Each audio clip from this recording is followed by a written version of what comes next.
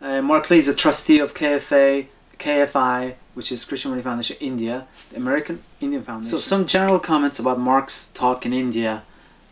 I think it was around February 2014. Mark Lee said in 1966, for the first time they taped Krishnamurti's talks at the Oak Grove in Ojai, and the reel of those tapes, they were taped on reel apparently, were boarded on a B-49 bomber plane in the LA military airport, and they were flown eastward, and as they got to Midwest, I think he said, or around then, the videos were beamed down from the sky to the American high school psychology and sociology classes. Now I did some research about this because it sounded really interesting. Wow, what a technology in 1966 to put Krishnamurti's tapes on a bomber, go across America, beam it down real time to classrooms. Not even auditoriums, but classrooms. First of all, B-49, well, the Bs are usually Boeing, but this wasn't a Boeing. It was a Northrop fighter called YB-49, which was known as the Flying Wing, which is also known as the B-49. It never went into production. It was always a prototype. So a production version actually never flew in the skies.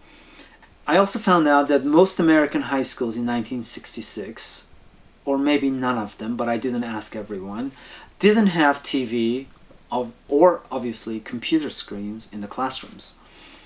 Some of them, I believe, had some sort of a screen in an auditorium, for example, but nothing in the classrooms. Also, I found out that most American high schools in 1966 didn't offer psychology or sociology classes.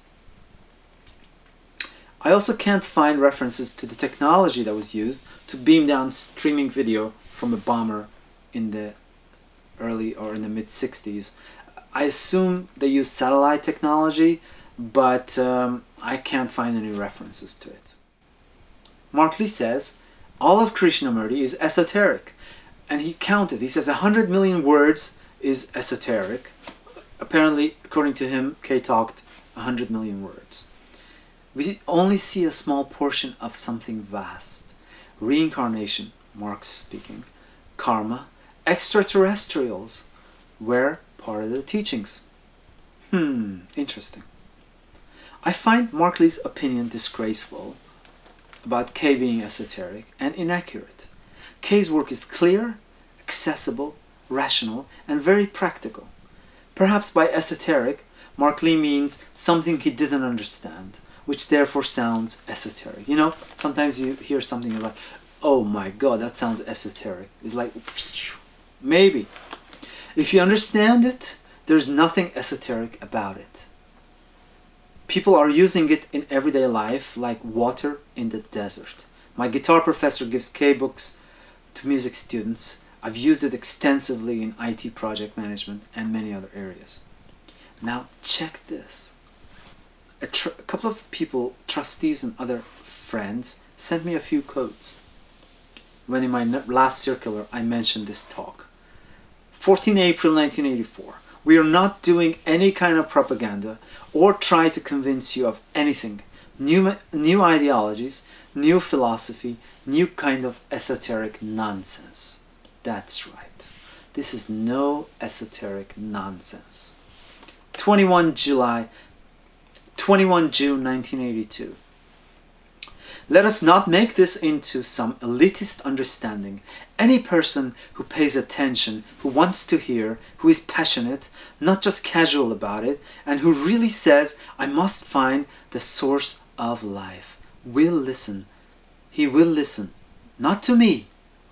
He will just listen. It's in the air. Any person. One of my friends from one of the foundations wrote this. That K painstakingly made it not esoteric. No story, no philosophy, no techniques, no secrets, no fancy language, no initiation, no jargon, no groups, no hierarchy, no authority. Isn't that beautiful? I wish I could tell you who he is. Amazing guy. she told me, she says, we were talking about this subject of, you know, the nobody got it myth and the esoteric things, and she said, it always bothers me when people say these things, and my response is, you just don't get it. This is so nice, and it's so well put, because usually people who are smart, who get this thing, who apply it, who live it, who smell the perfume, who are the perfume, they don't think this is difficult to get. They don't think nobody got it. They don't think this is esoteric.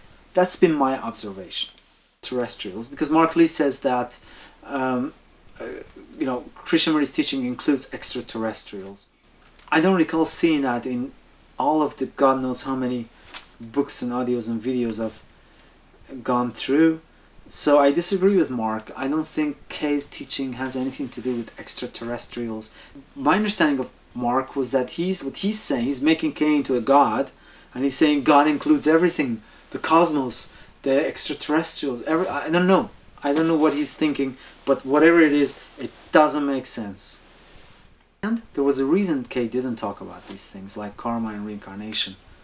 And so again, to bring that into his teachings, I think is a little bit unfair. Here's a quote I recently received from a good friend of Krishnamurti, a trustee, and it's very profound. She said about the subject of esotericism. Let me begin by emphatically stating that for me K is a coherent and independent thinker, and the teachings that emerged have their genesis in his own being. His insights are neither borrowed nor derived from the esoteric framework of theosophy. Hence the injunction, be a light unto yourself. For theosophy, human beings are not autonomous. They are subservient to the master's directions. Hence its authoritarian and hierarchical structures. And the nonsense which you can read in some other stuff. Some of the stuff is interesting, but there is some of it which is like, whoo, emergence of K's teaching from 1922 onward. The difficult struggle with theosophical conditioning. Its graduated path marked by initiations, poignantly displayed in that piece. The path.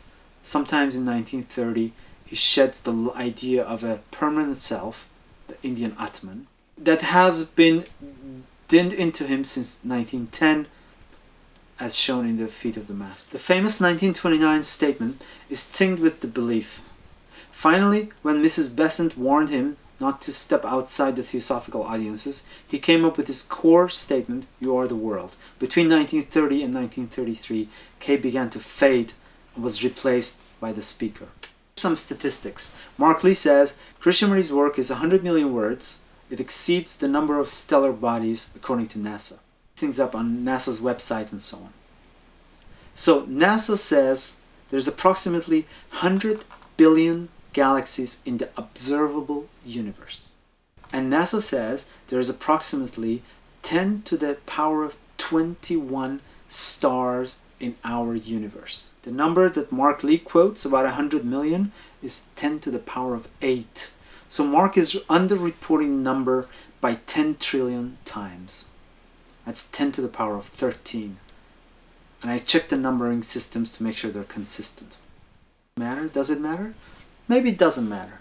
But as a philosopher, as somebody who likes to find truth, I looked this up. And I think as somebody who was very accurate, Krishnamurti deserves that when things are quoted around his work, that some degree of carefulness and accuracy is exercised. In the sense that he was putting K on a pedestal. He was emphasizing the man versus the message. Although the title of the talk was Man and the Message, I was not able to verify some of the stories he was saying. I wonder if it was myth-making or not.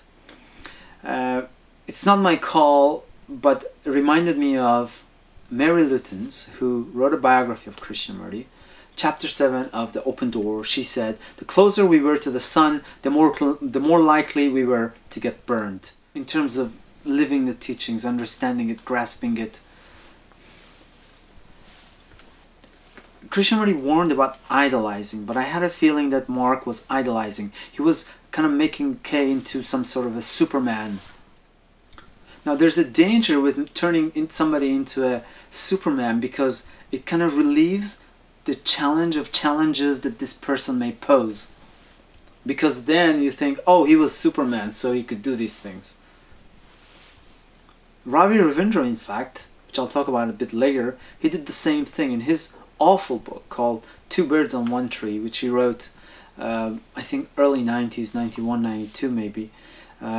Awful book, where he puts K on a pedestal and then shoots him down, and with all these tabloid style stories, which I've documented. It's on my website, and I will speak about it a bit later. Mark said there were things about him that made him different from the rest of us. My comments: there are things about everybody that makes him different from everybody else. Fingerprints. But this idea of him versus us is a bit dangerous because it's idolizing, and it's a mediocre idea, and it's a meaningless idea. It's been happening for a long time throughout traditions, and it hasn't been helpful. It just creates this duality between what this idol is like and what I am, and kicks in the whole process of becoming comparison and so on. There is no us. It depends on each person. Example he brought include freedom from craving. That, well, K wouldn't crave things, wouldn't crave an orange juice. An example he brought. Freedom from craving, freedom from dependence is one of the key points in K's teachings, as far as I understand. And any student of his who studied it, with some attention, would be able to detect that and live it. And that's part of one of those great challenges, actually, which helped me personally so much. These people who are smokers, their problem is craving. People who are obese, their problem is craving. The overweight, most of their problem is craving. So, was K a Superman for not having craving? I don't think so.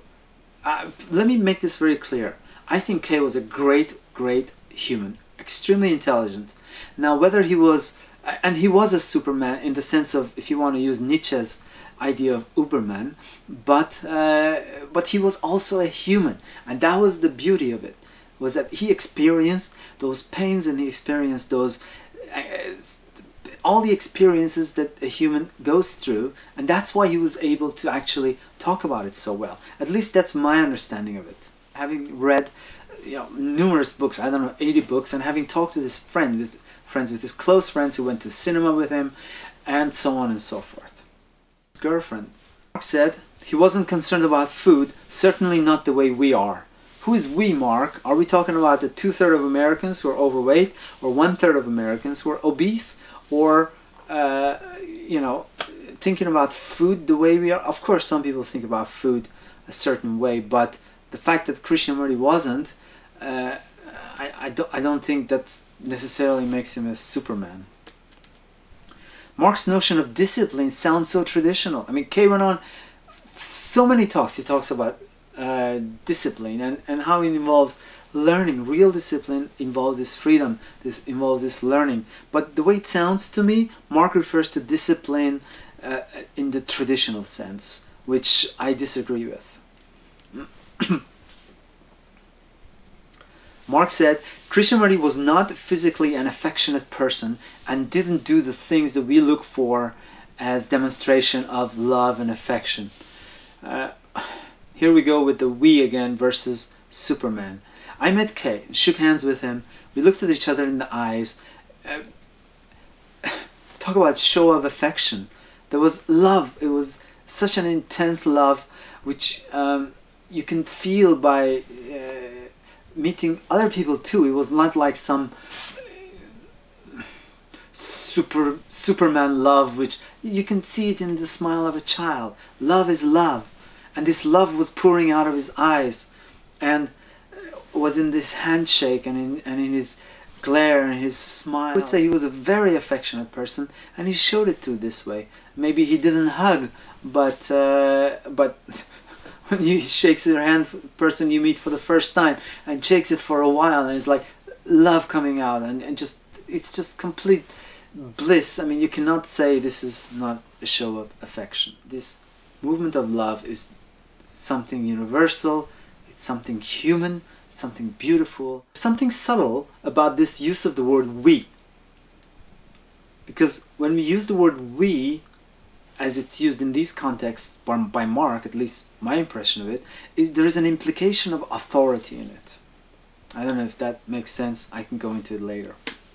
He said that Krishnamurti said, if you understand one small part, you'll understand all of it. Talking about his teachings. So this idea of little bit means all. Funny enough, my good friend Michael Mendiza, my good friend and a trustee of KFA, gave a talk, and his idea was Krishnamurti is all or none. I disagree with both. It's not all or none, or little means everything. I disagree with both ideas because the universe is not binary. We tend to think in binary, but that's because of the way our brain is formed and so on, and that's what we see in the physical world. Nevertheless, in this particular case, perhaps what Kay meant, just a speculation, is that he was trying to tell Mark that if you understand a little bit, then it's good. It's better than understanding none of it. But that's just a idea which came to my mind, because it does not make sense that if you understand a little bit, you understand all of it. Because Kay's work is so vast, and he touches upon so many different areas, that if I understand that, for example, the difference between concentration and attention, this is not enough to understand all those other vast things that he points out to. So much for that idea. Mark Lee asked Krishnamurti if there was someone in the world who understood his teachings.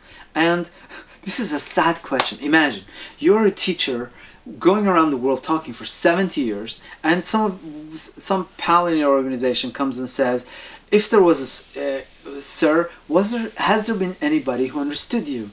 What an insult would it be to a teacher, in my opinion. Kay's response was, yeah, probably Dr. Anderson. But it's a bad question. Well, I shouldn't say it's a bad question.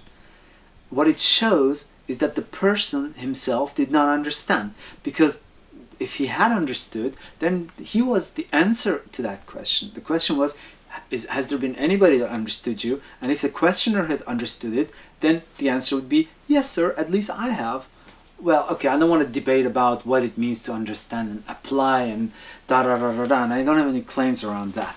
But my point is, I would have never asked this question.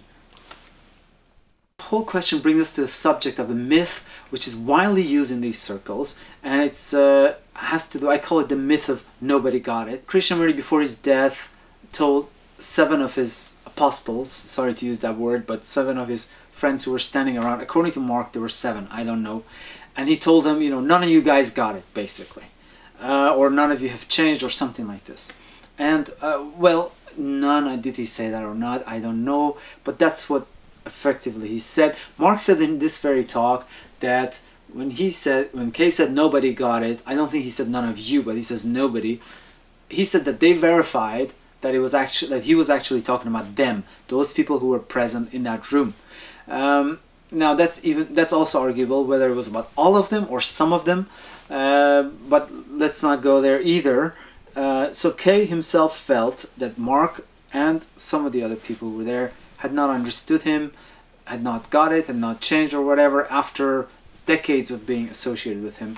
And this brings us to that quote I said earlier from Mary Luton's, where she said, being close to the sun, you don't just get warm, but you burn. And the reason for it, I guess, as we can see here, is this process of idolizing, being so much into the charisma of the man, the personality of the man, and missing the message. This could be one reason. Other reasons could be that the cultural aspect of it, because for some people this is easier to get than others, depending on their upbringing and the culture.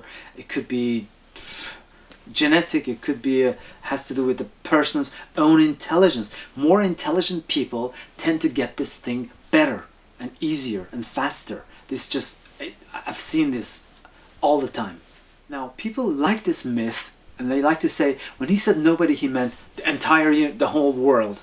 But this is just an excuse to alleviate them again from having to deal with these challenges, because if nobody got it, then I don't even have to bother with reading these books and study them and so on and so forth, which something inside me says, oh, this must be really important. I read the page and I'm like, oh my god, this is throwing some big challenge at me. It's, you know, it's shaking up some of my assumptions about relationship and about so on and so forth.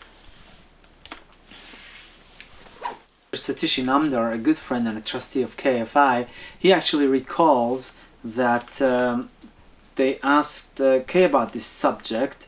He said that during the same talk that Kay had indicated he has no clue about other people and he was just talking about people around him. So we have and I've also talked to other people who were there during those last days when Kay died, and they all said the same thing, that Kay was not talking about the whole world.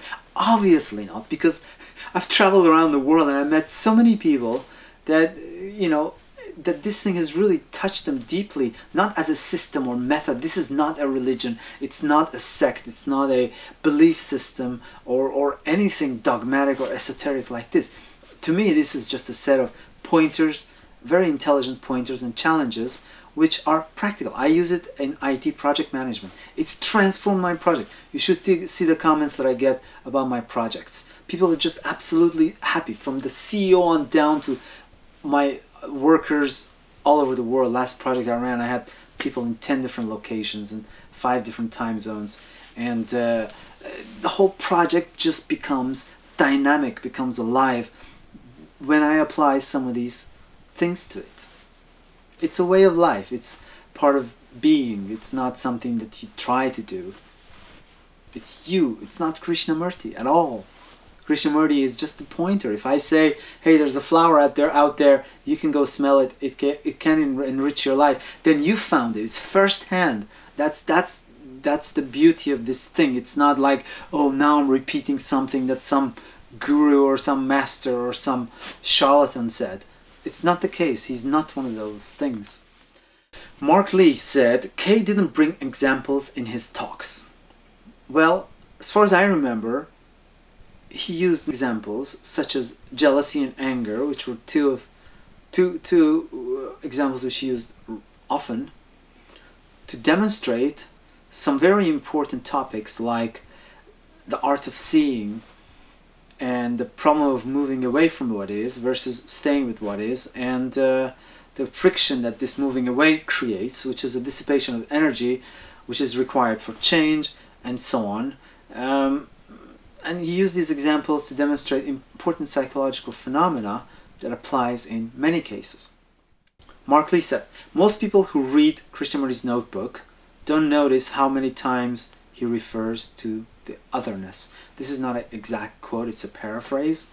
Krishnamurti talked extensively about his supernatural experience, with this experience where he's talking in a room, he's sitting in a room, or staring outside at the nature. It's 5 in the morning, or waking up in the middle of the night, and he refers to this, what he calls the otherness, this sort of a sacred energy, or whatever you want to call it, this other movement, this you can read about it. He used the term otherness, and it's all over the notebook. And Mark Lee says that many, most, or some, I don't remember what he said, people who read it don't notice it. And I was thinking, how could you read Moby Dick and not notice the whale? Mark Lee started his talk in India by saying he has an image of the audience based on what Kay said about India. And what I thought when I heard that was, how about that profound, powerful challenge Kay posed, can we live without images? In his talk with Kay, Dr. Jonas Salk wouldn't let go of the idea of psychological evolution. Kay tried hard to find a crack, didn't happen. So on the way out, a couple of us were standing by the door, we looked at him, Kay made a gesture indicating that it didn't happen. I watched the video. Mark is certainly welcome to his opinion, but I questioned that also. I like to question things. Was it just Marx's opinion? What does it mean it didn't happen? Is it a binary thing that it did or it didn't happen? Is it like spiritual orgasm? Is it like... The video shows that they moved beyond that point. It's an excellent and fruitful dialogue where a number of important subjects were discussed. I disagree with Marx's notion of happening or not. Life is not binary. Page 69 of The Open Door has a good synopsis of their talk, which hardly seemed like a waste of time. About Iris Murdoch, Marx said that she didn't rise to the occasion, wasn't able to pose the big issues for the two of them to go into, whether she was shy, whether she had early signs of Alzheimer's. Krishnamurti's talk with Iris was on 18 October 1984. According to Wikipedia, Murdoch started having early signs of Alzheimer's in 1995, which is 11 years after this talk, so that couldn't have been it. And many very interesting points actually were discussed in that dialogue, and which I have a slide on. Like things like love is beauty, identification leads to protecting that which one identifies with. If there is love, there is truth, there is beauty. In actual sense, I mean, if I really love, there is beauty in it. One can't be dishonest. Nirvana is a state in which the self is not. I don't say deny the world. On the contrary, let's a few of us work at this and we'll change the world. In the spiritual world, there is no authority, but now people want security in authority. If you use the word grace, all right, be in a state to receive that, which means don't be selfish, don't have conflict, have some kind of inward silence. Lastly, regarding Marx's remark saying, I was not a friend of Kay's, he had very few friends. So Mark Lee says that Krishnamurti had very few friends. Now, Kay happened to travel all over the world, staying with friends. He didn't own any houses himself. He didn't have even money, except when he was going for a walk. He would ask for some coins so he can give to the beggar. And I don't think he even had a personal bank account, but I'm not sure.